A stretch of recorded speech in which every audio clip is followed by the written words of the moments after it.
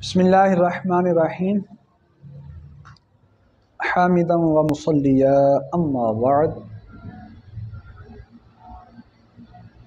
عزیز طلباء کرام، ہم نے سراجی کے گزشتہ سبق میں رد کا معنی، اس کے بارے میں ائمہ کا اختلاف اور اس کی پہلی دو اقسام کا بیان پڑا۔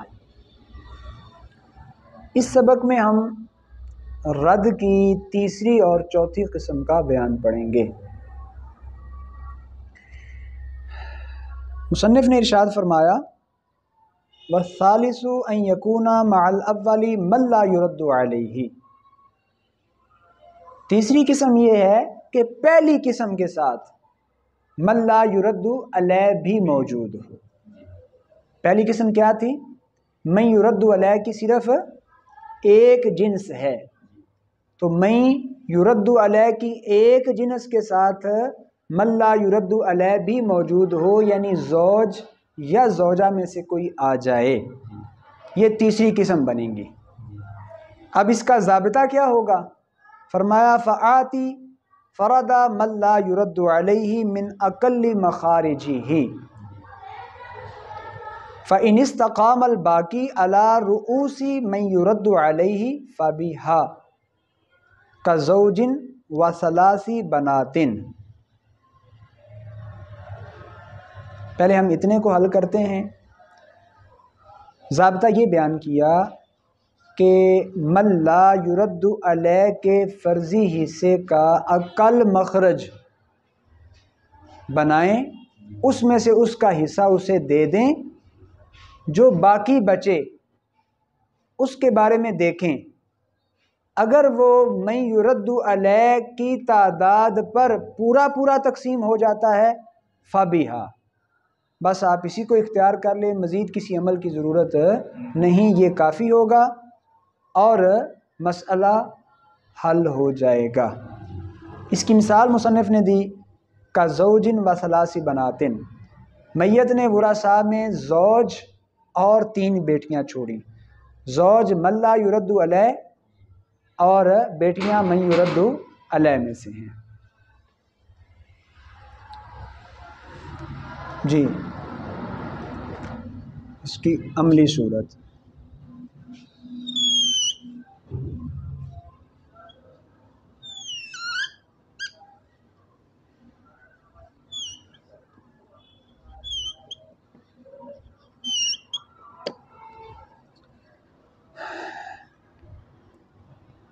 بیٹیوں کی موجودگی میں شوہر کو کتنا ملتا ہے؟ چوتھا حصہ۔ اور بیٹیوں کا کتنا ہوتا ہے؟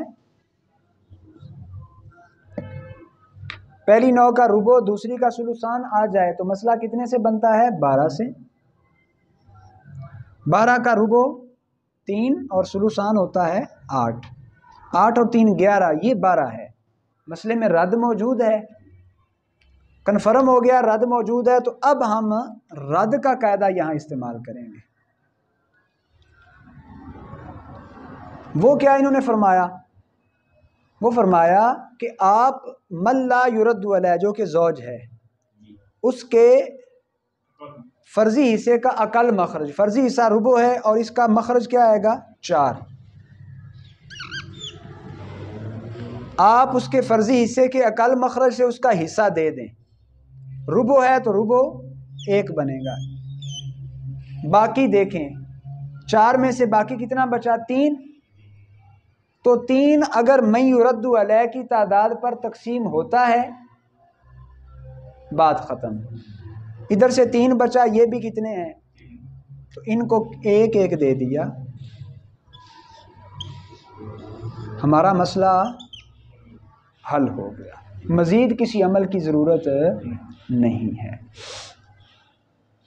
آگے ارشاد فرمایا، ہم یہ رد کی تیسری قسم پڑھ رہے ہیں کہ جب پہلی قسم یعنی من يرد علیہ کی ایک جنس کے ساتھ من لا يرد علیہ بھی موجود ہو۔ فرمایا وَإِن لَمْ يَسْتَقِمْ فَاضْرِبْ وَفْقَ رُؤُوسِهِمْ فی مخرجی فرادی من لا یرد علیہ ان وافقا رؤوسہم الباقیہ کزوج و ست بنات۔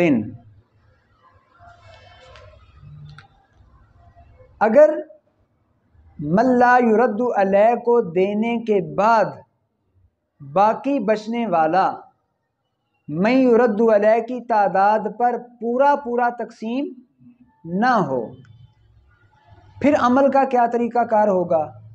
فرمایا فَضْرِبْ وَفْقَ رُؤُوسِهِمْ، تو من یرد علیہ کی تعداد کے وفق کو لے لیں اور اسے من لا یرد علیہ کے فرضی حصے کے مخرج میں ضرب دے دیں۔ من لا یرد علیہ کے فرضی حصے کا جو مخرج ہے اس میں ضرب دے دیں، لیکن یہ وفق کب لینا ہے؟ ان وافق رؤوسہم الباقیہ، اگر من لا یرد علیہ کو دینے کے بعد جو باقی بچا ہے وہ ان کی تعداد کے موافق ہے، نسبت توافق کی ہے، تو پھر ان کا وفق لے لینا ہے، وفق کو اس مخرج میں ضرب دے دینی ہے اور حاصل ضرب جو ہے وہ تصحیح بن جائے گی۔ اس کی مثال مصنف نے پیش فرمائی،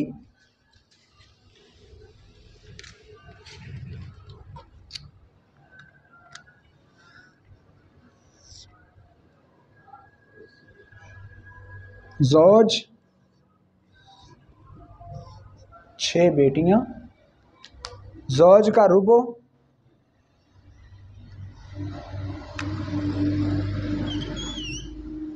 بیٹیوں کا ثلثان، ربع ثلثان اکٹھے ہوں تو مسئلہ 12 سے 12 کا ربع 3، ثلثان 8، 8 3 11، مسئلے میں رد موجود ہے۔ جب رد موجود ہے تو اب ہم رد کی جو تیسری قسم ہے اس کو اختیار کرتے ہوئے اس مسئلے کو حل کریں گے، اور وہ یہ تھا کہ ہم نے کیا کرنا ہے، من لا یرد علیہ کا جو فرضی حصہ ہے اس سے مخرج بنا لینا ہے۔ فرضی حصہ ربع تھا 4، ہم نام عدد ہے اس مخرج بنایا، 1 دے دیا، باقی بچا 3۔ اب ہم نے دیکھنا ہے کہ من یرد علیہ کی تعداد اور 3 برابر برابر تقسیم ہو رہے ہیں؟ نہیں، حصے 3 ہیں، تعداد 6 ہے، برابر برابر تقسیم، تو اب 3 اور 6 میں نسبت دیکھی،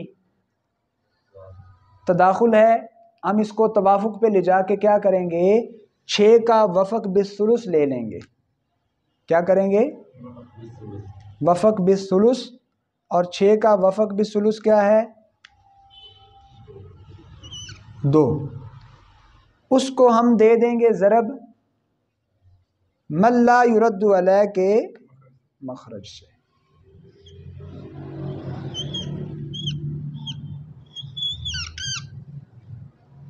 تصحیح آ گئی 8۔ اب ہر فریق کے حصے کو اسی عدد سے ضرب دے دیں گے جس کے ساتھ مخرج کو ضرب دی تھی، تو 1 کو 2 سے ضرب دی اور 3 کو 2 سے ضرب دی، یوں ہر بیٹی کا حصہ 1 1 پورا پورا آ جائے گا۔ اچھا جی، اسی تیسری قسم جس میں من لا یرد علیہ کے ساتھ من یرد علیہ کی صرف ایک جنس آئے، اگلی صورت یہ بنے گی، فرمایا وَإِلَّا فَضْرِبْ كُلَّ رُؤُوسِهِمْ فِي مَخْرَجِ فَرَدِ مَنْ لَا يُرَدُّ عَلَيْهِ فَالْمَبْلَغُ تَصْحِيحُ الْمَسْأَلَةِ كَزَوْجٍ وَخَمْسِ بَنَاتٍ۔ اس استثناء کا تعلق ہے ان وافق رؤوسہم الباقیہ کے ساتھ، پیچھے جو عبارت آئی، اگر جو باقی بچا ہے وہ رؤوس کی تعداد کے موافق نہیں، یعنی نسبت توافق کی نہیں بلکہ نسبت تباین کی ہے، تو آپ رؤوس کی کل تعداد کو من لا یرد علیہ کے فرضی حصے کے مخرج میں ضرب دے دیں، حاصل ضرب مسئلے کی تصحیح ہوگا اور اس طریقے سے آپ ہر فریق کا حصہ معلوم کر سکیں گے۔ اس کی مثال مصنف نے دی جیسے میت کے ورثاء میں زوج ہے اور 5 بیٹیاں ہیں۔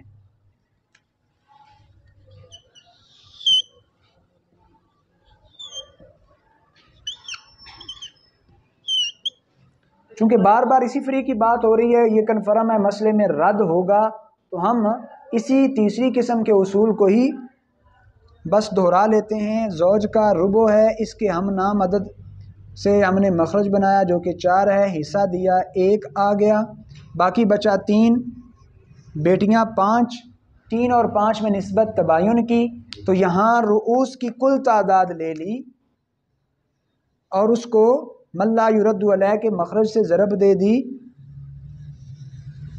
20 ہمارے سامنے تصحیح آ گیا، اسی عدد کے ساتھ ہر فریق کے حصے کو ضرب دی۔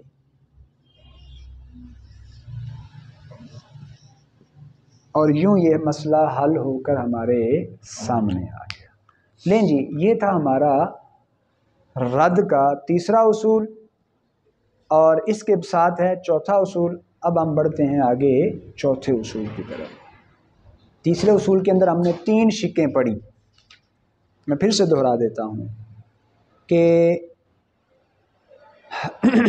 پہلی قسم کے ساتھ یعنی من یرد علیہ کی ایک جنس کے ساتھ من لا یرد علیہ آئے تو آپ نے کیا کرنا ہے، من لا یرد علیہ کو اس کے اقل مخرج سے حصہ دے کر باقی کو دیکھنا ہے کہ وہ رؤوس کی تعداد پر پورا پورا تقسیم ہو جاتا ہے تو کر دیں، مزید عمل کی ضرورت نہیں۔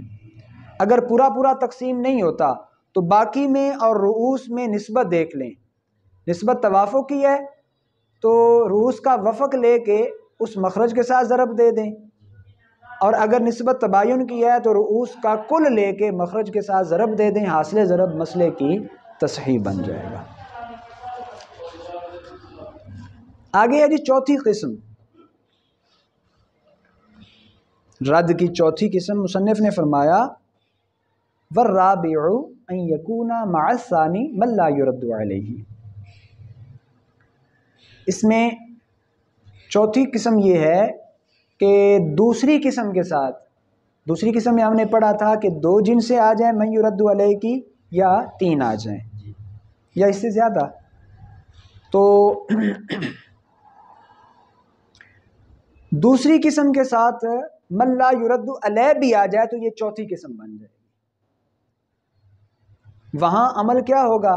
فرمایا فقسم ما باقیہ من مخرج فرادی من لا یرد علیہ علی مسئلاتی من یرد علیہ فإن استقام فبها وهذا في صورة واحدة وهي أن يكون للزوجات الربع والباقي بين أهل الرد أثلاثا كزوجات و4 جدات و6 أخوات لأم۔ ارشاد فرمایا کہ آپ نے کیا کرنا ہے، من لا یرد علیہ کے فرضی حصے کے مخرج سے جو باقی بچا ہے اس کو تقسیم کرنا ہے من یرد علیہ کے مسئلہ پر۔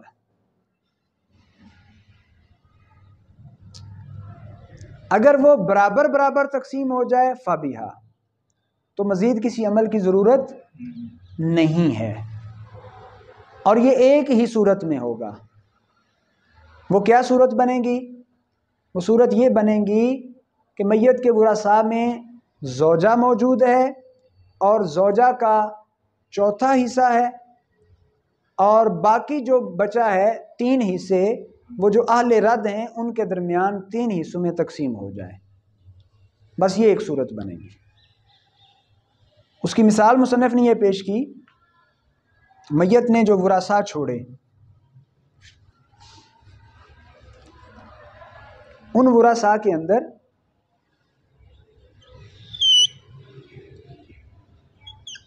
زوجہ،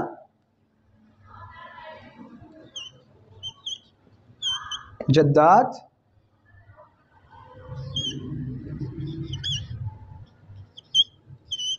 اخیافی بہنیں۔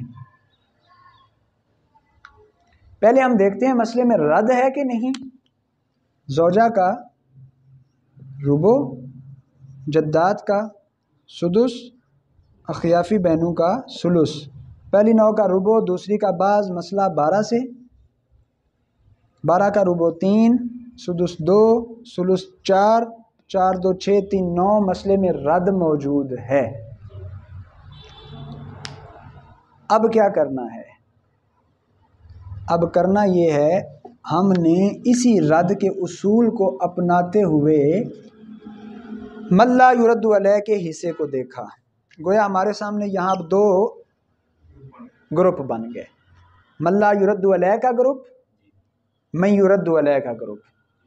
من لا یرد علیہ کا حصہ ربع، مخرج بنایا، حصہ دیا۔ ادھر من یرد علیہ کا گروپ ہے، اور ہم نے دوسری قسم میں یہ اصول پڑھا تھا کہ اگر من یرد علیہ کے حصوں میں سدس اور ثلث جمع ہو جائے تو مسئلہ کتنے سے بنتا ہے؟ 3 سے۔ کتنے سے؟ 3 سے۔ 6 میں سے حصہ سدس 1 آتا ہے اور 6 میں سے حصہ ثلث 2 آتا ہے، تو 1 اور 2 کتنے بن گئے؟ 3۔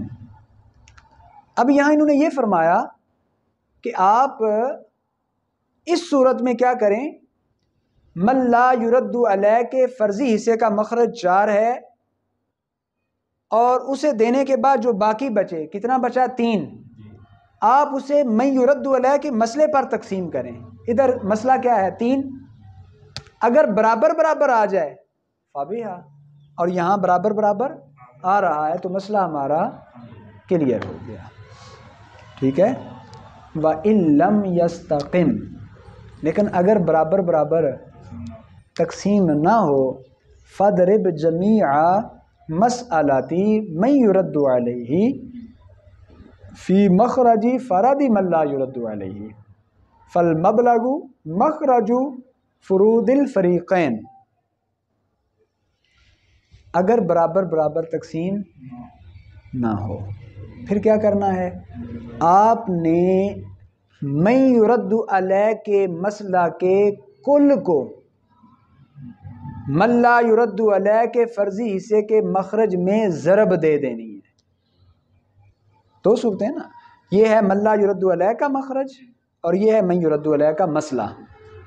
تو مسئلے کے کل کو من لا یرد علیہ کے مخرج کے ساتھ ضرب دے دینی ہے، فالمبلغ حاصل ضرب دونوں فریقوں کی تصحیح بن جائے گی، مخرج بن جائے گا۔ اس کی مثال جو مصنف نے دی، کاربع زوجات 4 بیویاں، و9 بنات 9 بیٹیاں، و6 جدات اور 6 جدات ہیں۔ ہم پہلے یہاں تک کر لیں، اس سے اگلی عبارت پھر پڑھ کے اس کو اپلائی کرتے ہیں۔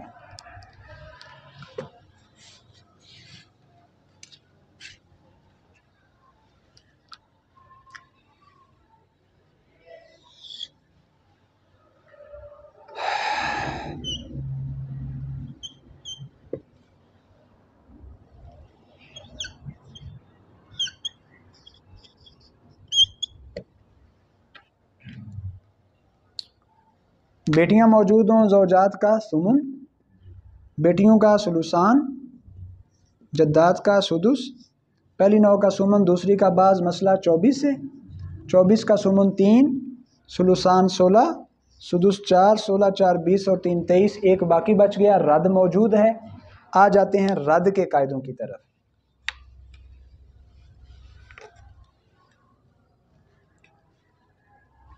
اس کے مطابق ہم ان کے 2 گروپ بنائیں گے، من لا یرد علیہ کا گروپ، من یرد علیہ کا۔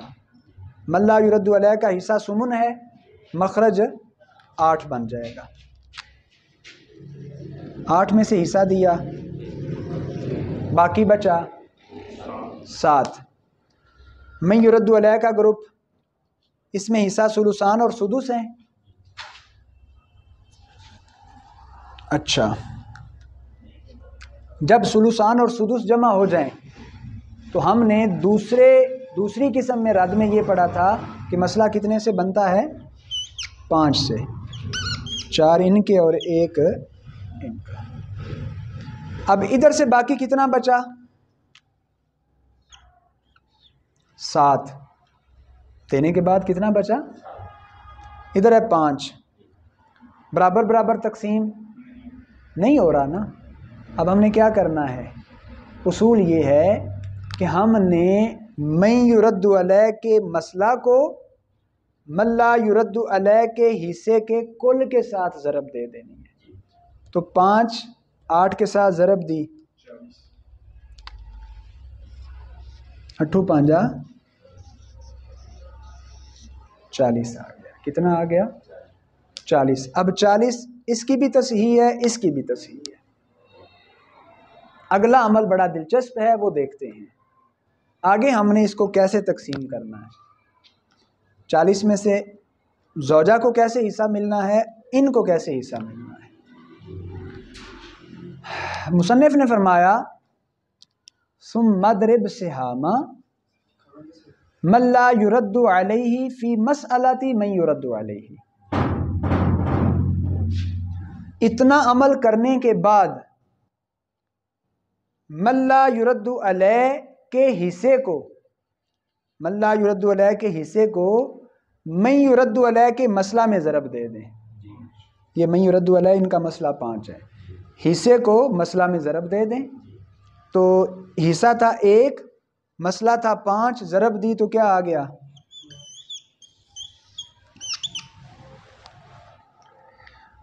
اور وسہام من یرد علیہ، اور من یرد علیہ کے حصوں کو ضرب دے دیں کس میں؟ فی ما باقیہ، اس میں جو باقی بچا. کہاں سے باقی بچا؟ من مخرجی فرادی من لا یرد علیہ، من لا یرد علیہ کے فرضی حصے کے مخرج سے. تو من لا یرد علیہ کا فرضی حصہ سمن، مخرج 8، باقی بچا 7. تو ان کے حصوں کو کس سے ضرب دینی ہے؟ 7 سے. تو 4 کو 7 سے ضرب دی،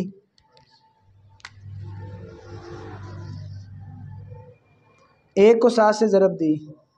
ان کو جمع کر لیں، 28 اور 7 35، پورے ہو گئے. مسئلے کا حل نکل آیا. ٹھیک ہو گیا جی. وَإِنْ انْكَسَرَ عَلَى الْبَعْضِ فَتَصْحِيحُ الْمَسَائِلِ بِالْأُصُولِ الْمَذْكُورَةِ. پھر دیکھیں گے کہ جو حصے ملے ہیں اگر بعض فریقوں پر ان میں کسر واقع ہو رہی ہے تو ان کی تصحیح انہی اصولوں کے مطابق کر لیں گے جو ہم نے تصحیح کے پیچھے 7 قاعدے پڑھے تھے. لیں جی الحمدللہ ہماری یہ رد کی 4تھی قسم بھی مکمل ہوئی. اس کے بعد انشاءاللہ العزیز ہمارا اگلا سبق جو ہے وہ باب مقاسمۃ الجد، اس کے بیان میں ہوگا. بارگاہ رب العزت میں دعا ہے اللہ تعالیٰ اس علم کو ہمارے لیے نفع بخش بنائے. آمین بجاہ النبی.